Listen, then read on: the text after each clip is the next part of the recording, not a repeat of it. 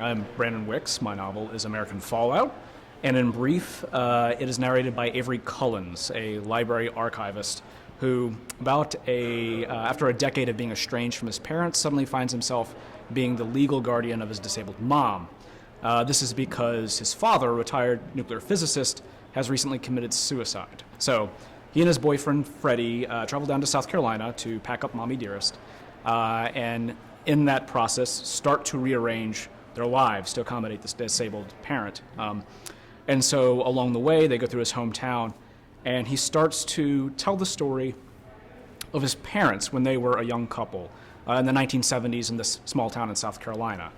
And so there is the story of his parents as they go through the turmoil of their early relationship that also parallels the kinds of struggles that he and his boyfriend Freddie are having as they adjust to this new large circumstance in their lives.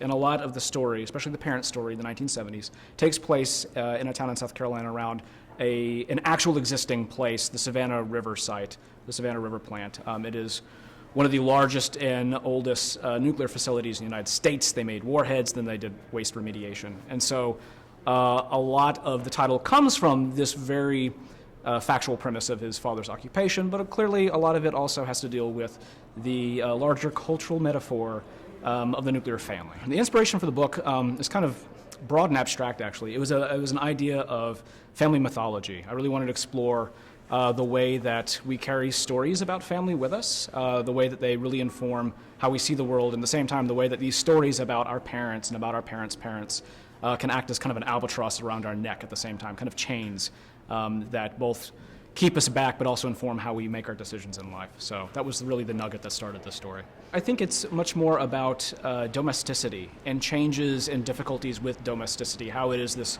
very large and very prevalent concept that many of us are either adhere to or asked to adhere to. And so it's in some ways snapshots of domesticity in different generations. And I would also say with this novel in particular, I did something that was really foolish. I wanted to explore as I went. So I started with this conceptual idea about family mythologies, and I had some really crystal clear ideas of some of the secondary characters in it, but not so much with some of the principal characters, especially the narrator himself. And so this process of discovery took a very long time, and what I discovered was you can have a really solid idea to begin with and skip a lot of this and still discover in the process of revision. So it was drafting and then scrapping a lot and redrafting and scrapping a lot and then getting to a state where revision made sense for the kind of building blocks I had with Avery the narrator and a lot of the other satellite characters within the piece.